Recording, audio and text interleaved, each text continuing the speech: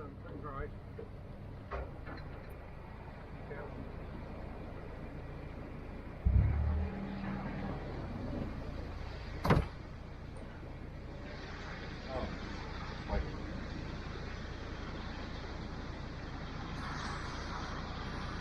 Hello and welcome back to Yet Another Canal Adventure. We're just out of Lock 54 of the Grand Union Canal here in Berkhamsted. I've waited for Paul to get back on board before heading off.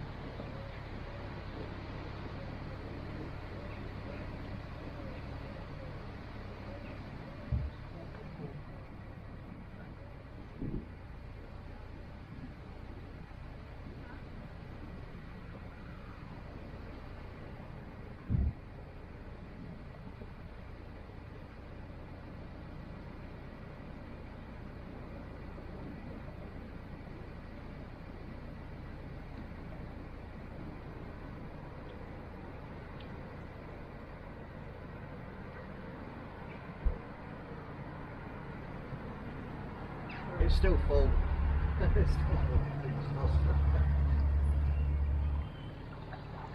Castle Wharf is on our left-hand side. I do like the look of this old warehouse turned into a large residential property. I hear it belongs to the family who once ran the hire boat fleet from here. Lovely sunflowers too. Yeah.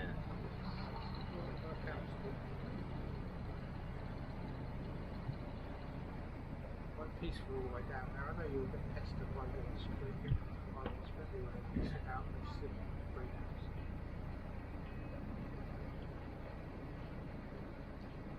It's got the, you have the canoes inside there as well. I think it's the same type of canoes. I don't know, it's quite a big boathouse, you think.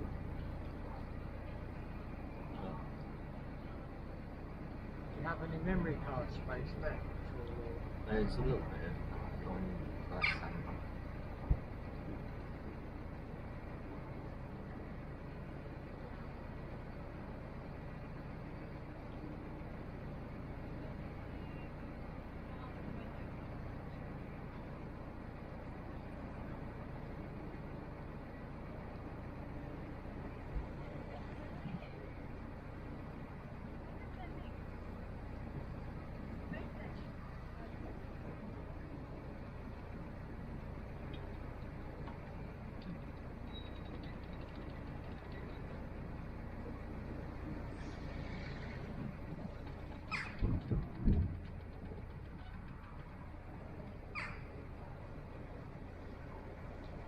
Can you see the totem pole?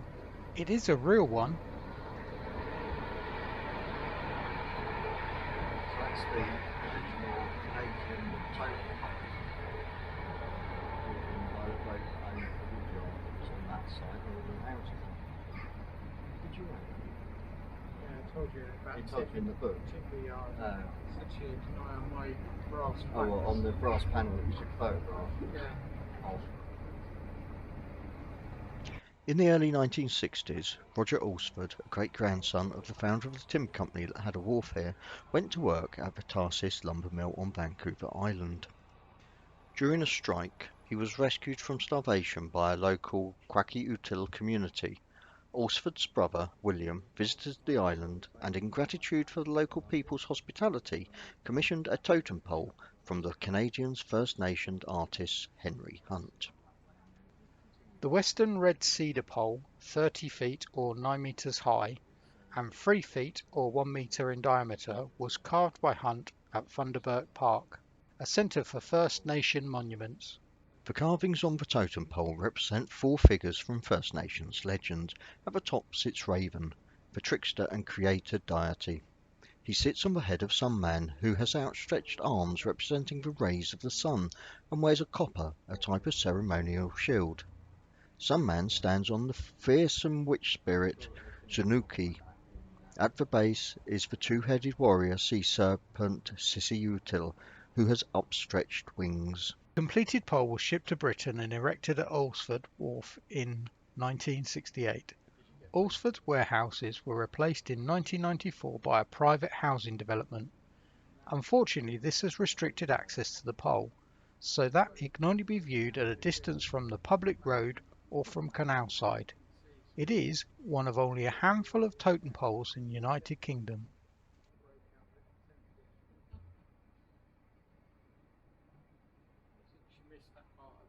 Here's a short clip from the family archives. It's from a trip to Alaska back in 2005.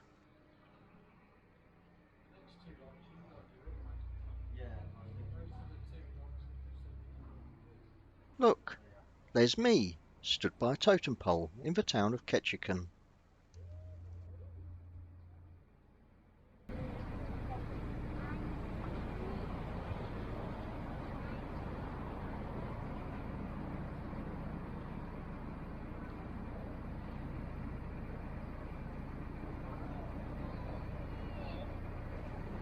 Yes, we know, and yes, it's the narrowboat you think it is. This was our very brief encounter with other canal-based vloggers.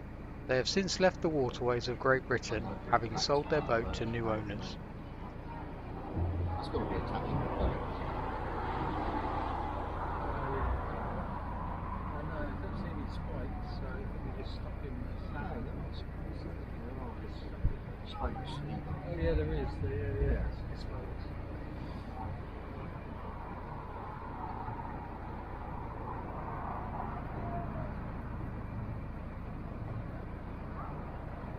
I still don't see how that would have been. I told you they pinched it. The road pinched it.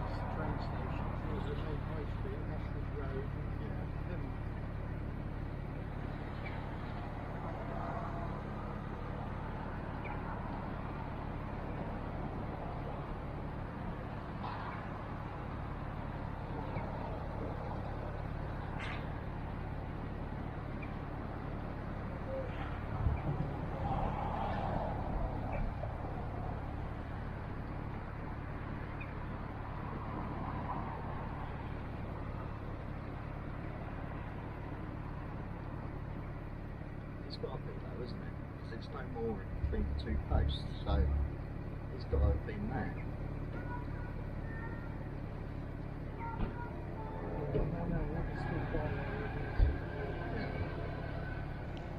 The large building by the bridge is what used to be Castle Mill. This particular mill was constructed in 1910 and named Castle Mill after the old water mill, which was also named as Upper Mill. The old water mill was called Castle Mill as it was there that the flour was ground for Berkhamsted Castle's kitchens. There is an entry in the Domesday Book of 1086 of a corn mill in this general area.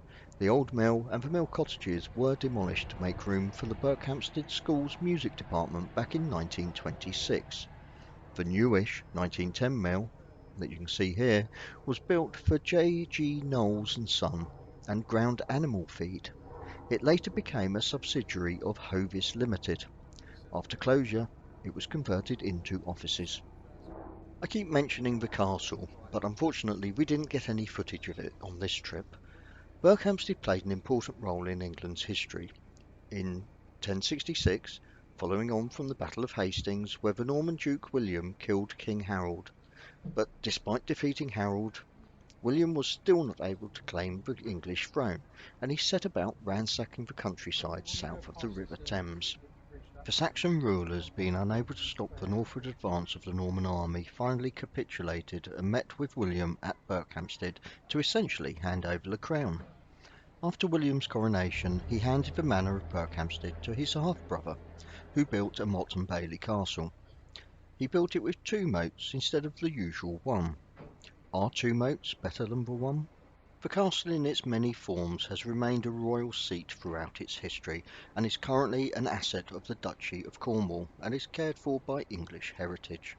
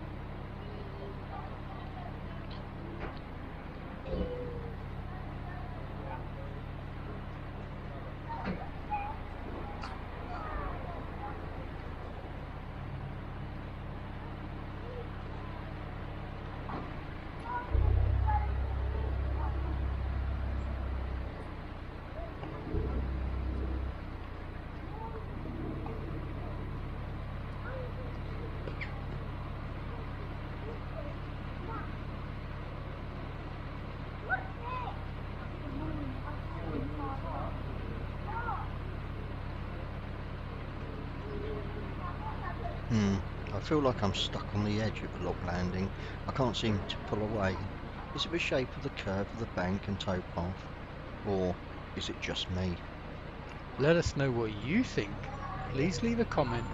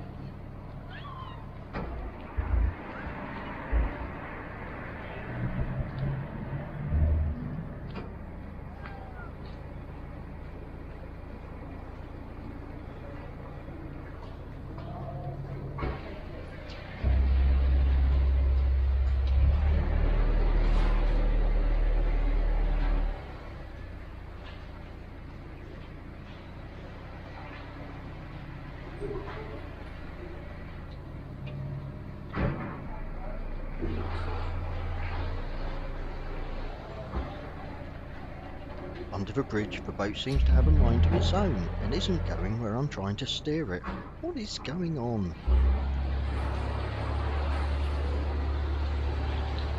He's really asking for your comments here.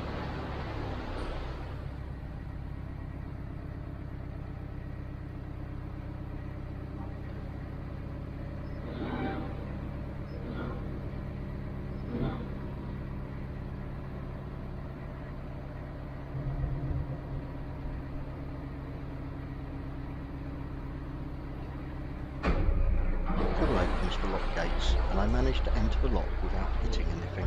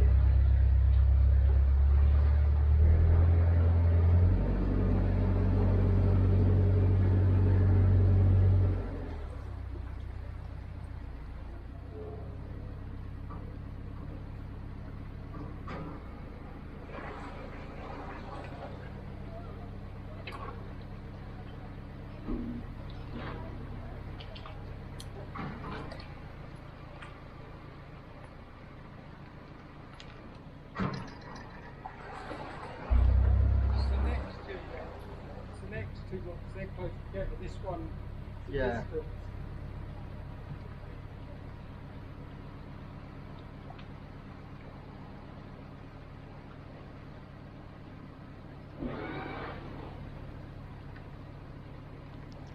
We're not going to show the complete journey all the way back up the hill to Cow Roast. Instead, we'll show you a few locks we passed back through and some pleasant cruising highlights.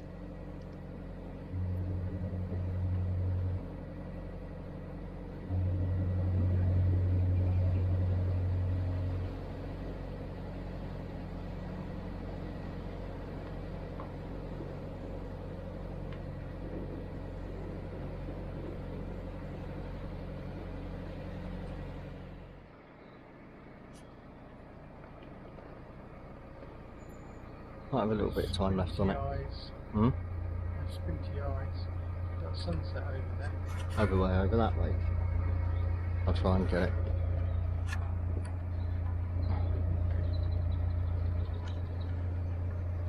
Maybe not. Still behind No. the house. Sun's behind the cloud. It hasn't quite set.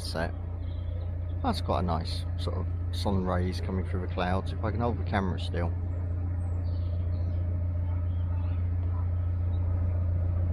I don't know if we're going to see the tractors in the field.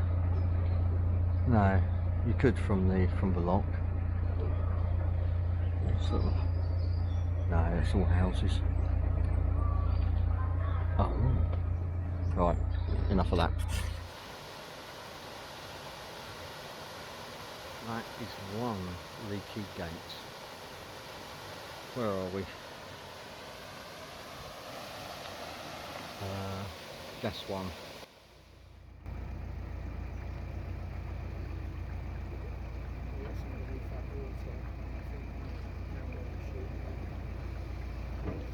I'm wondering if this was the tree where I lost it last time.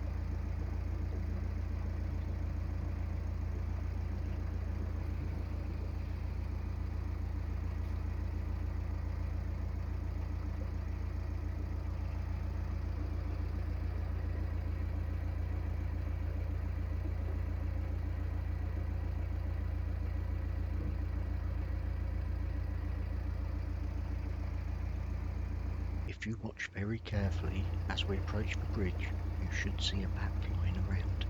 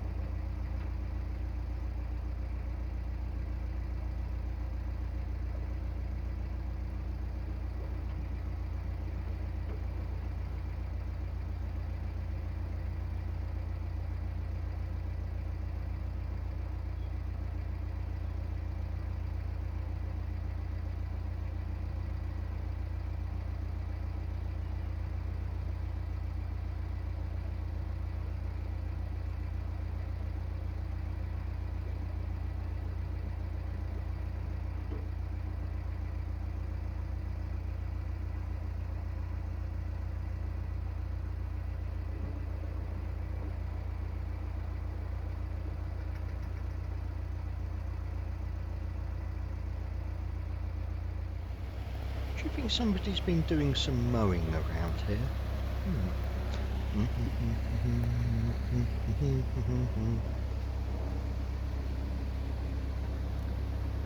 I think the verges have been cut or trimmed with a very furry lock.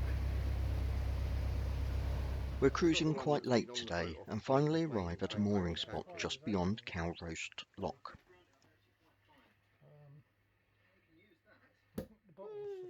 Once moored on, we cook dinner and celebrate our second boat-anniversary. Or is it a boat-anniversary? Is this going to be drown our sorrows in a pint of... Free for the lady. Oh. Ha ha. Ha ha ha ha ha.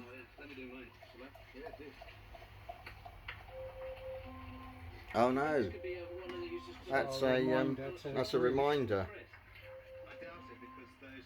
I think she's reminding you. Oh, happy anniversary. That's all for this time. Thanks for watching. Join us next time for the final part of our journey with an unexpected ending.